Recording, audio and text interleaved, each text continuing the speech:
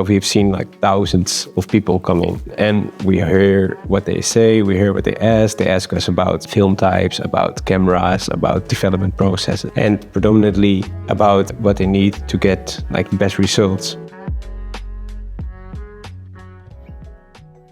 Hi everyone, I'm here with Ralph, co-founder of Analogue, an Amsterdam-based film camera store and design agency, to dive into the AF-1, a qualitative film camera for everyone, designed to bring performance and ease of use together in an accessible way to help people to not only capture moments but truly see them. The AF-1 helps you to slow down, observe your surroundings, and focus on the beauty of the present. Because according to him, greatness isn't rushed, it takes time. Thank you, Sophie. And I couldn't have said that more accurately. I'm very excited to share more about this project and all that the AF-1 has to offer. What inspired you to develop the AF-1? Well, that's going to be a bit of a long answer. I guess 5 years ago, Julian, my co-founder, and I founded Analogue with a simple mission.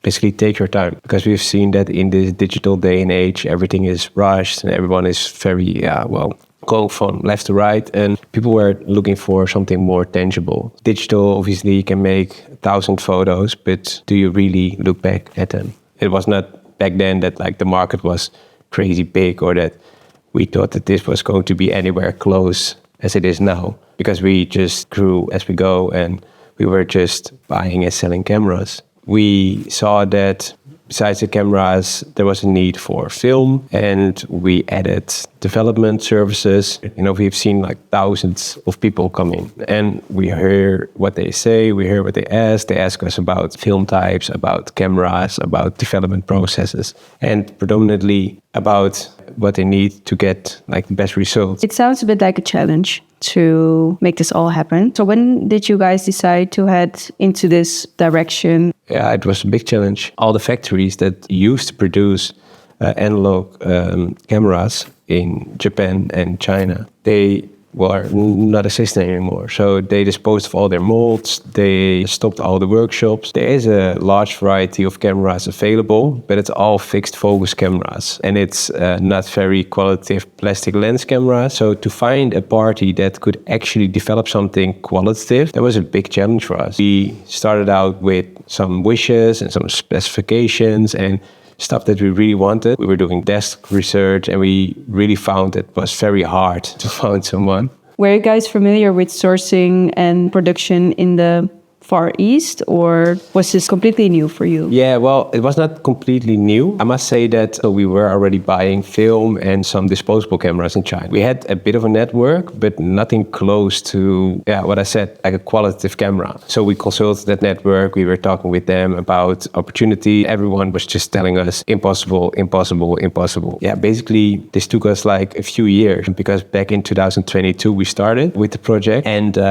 it took a long time. Before we started Analogue, I was in corporate retail. I was buying and quality manager. So in that manner, I handled countless projects. So the experience is there, but obviously it was totally different. So you mentioned you've been to China before, and all you have seen were plastic cameras, film cameras that were produced. It was really difficult to find someone that could make like a qualitative camera or lens and reproduce as well. Is everything falling into place, or are you still looking for it? Yeah, so basically we did find someone in the end, but it was not your usual fairy tale ending. They were very skeptical about what we wanted to do. But the good thing was that this manufacturer had great legacy. In the 90s or until the 90s and the zeros, they had produced like millions of units. So they had the experience, they had the knowledge. Yeah, like all the others, they disposed of all the molds. So there was a lot of knowledge already gone, but still also a lot of knowledge in place. Yeah, like I said, they were very skeptical, I guess, about what we try to do because it's different. Now you also have some other film cameras on the market, obviously. Back then, no one's focusing on it and everyone's focusing on something else, predominantly on drone lenses and digital camera lenses. Still in the optics space, still working with cameras, but totally different types. But this is the type of manufacturer that we needed to get to a certain quality level. If you have to tell everyone and teach everyone what they need to do, you will end up like screwing project up because you need the knowledge also from the manufacturing side. And that's what we found with the partner. But we had to do some hard sales there. We had to visit them. We met with them in their R&D office, pitched the idea countless times until like they finally told us, we'll look into it. Well, we took we'll look into it as a yes. I guess we still had to do a lot of convincing. At least they were trying and they were okay to look into our model and the spec sheet that we had. About the spec sheet, were they set in stone from the beginning, or did it change along the way? We had a wish list and a spec sheet that didn't really change a lot, but some details changed. What we did is we studied countless cameras in here, Mu series, Contax series, Pentax SPO series, because we wanted to have like a broad variety of things that we studied. So not only premium cameras, but also cameras that were used very, very much. What are the greatest assets of the AF-1? Well, the lens, the 2.8 lens is a big asset. Apart from the lens, we focused a lot on the autofocus, on the flash, on the Autowinder and the Viewfinder as well. Let's go back to the lens, the first one, the 2.8. Why did you choose for this specific lens? 2.8 because of its versatile use. A 2.8 lens is great for portraits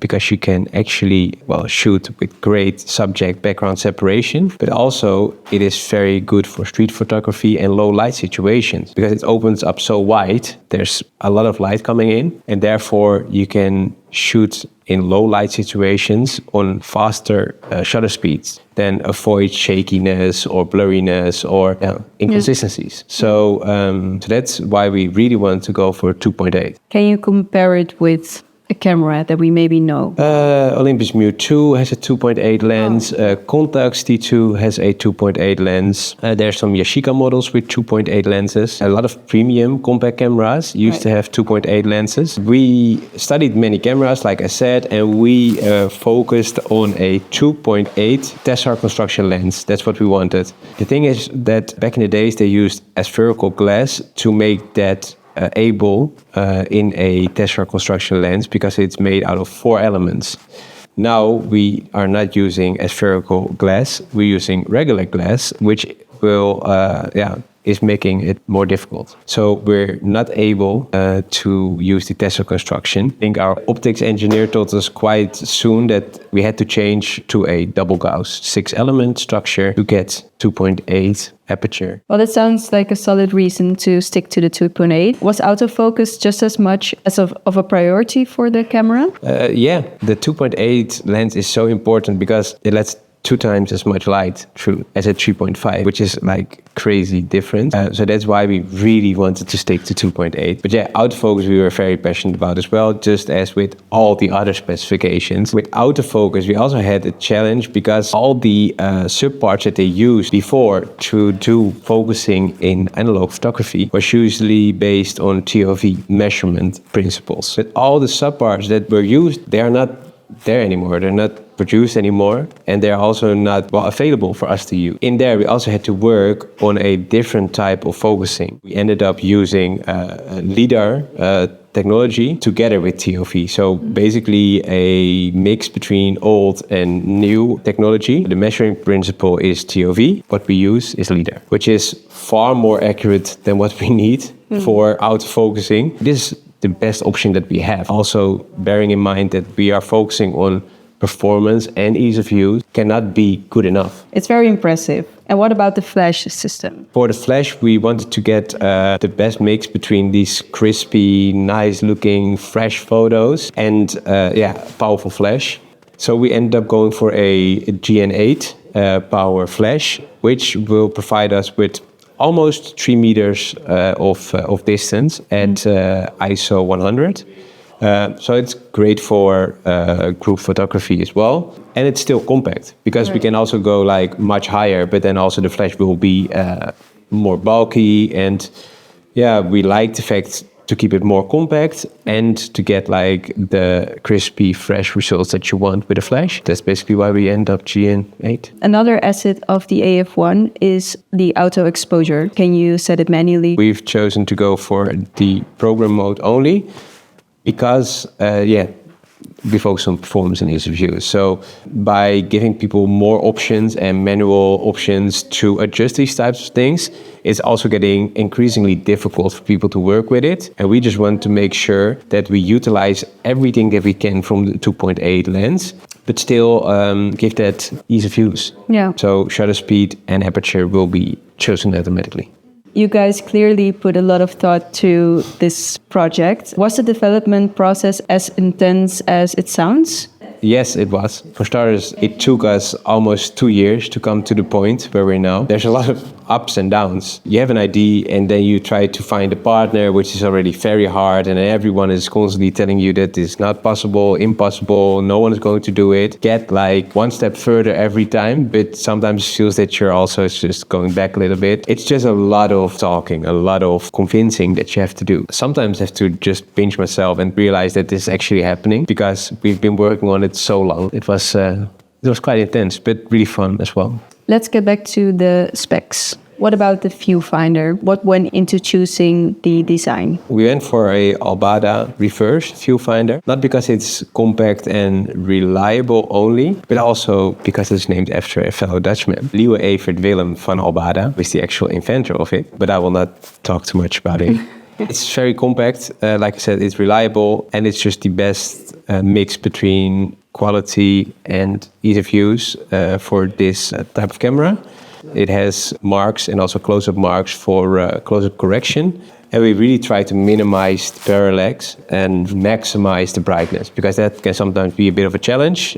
What about the practical features? Anything else users will appreciate? I think the Autowinder will be appreciated. So it automatically winds, obviously. Like many people will know that use analog cameras, Autowinders can be very noisy and sometimes even a bit inaccurate. Some rip even the film. Our focus really was on minimizing the noise and on maximizing the accuracy of the Autowinder. So that it's still nice to use it in quiet places or places where sound or noise is maybe not that common. There's a lot of thought into every detail of the camera. You really think about all the specs and also what people really are searching for. Oh, I've got something. Oh, really? Yeah. Tell us. Because obviously the camera is also IPX4 water splash proof. It also can handle a bit of adventure. You can take it outside. It can handle some rain. You don't have to be worrying. Afraid, yeah. You don't have to be afraid that it falls apart after taking it for a good old adventure. Yeah, adventure around town. That's always nice to have.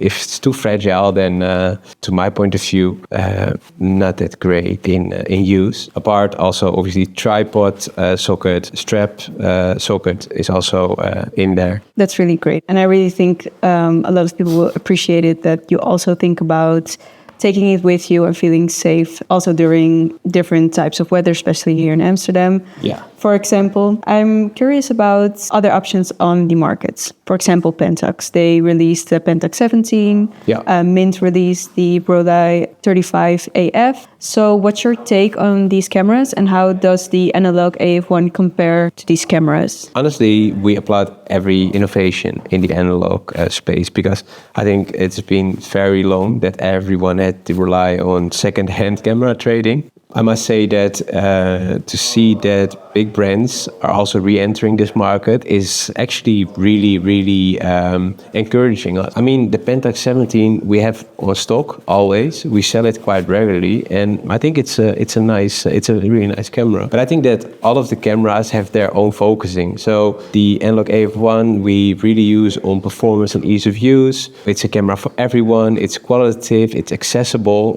because also the price is accessible. I mean, the Pentax is more versatile, I think, in options. So you have a lot of manual options. I've used it myself also quite regularly, but you need a bit of knowledge. You need a bit of understanding about cameras and photography. Otherwise, it might can get you a bit confused. So yeah, I really like the camera, but it's just, I think, for a different part of the market. And about the Rollei 35 AF, honestly, we haven't received it yet from Mint. The order was delayed a little bit, but from what I can see online, it appears to be a nice camera. Like price totally different. I guess it comes at 2 point something times the price. With that, it's already, I guess, less accessible because I don't think that everyone is able to spend that amount of money. I mean, we applaud everything, all the innovations in the space, but I think we also just have a different focus, a different proposition.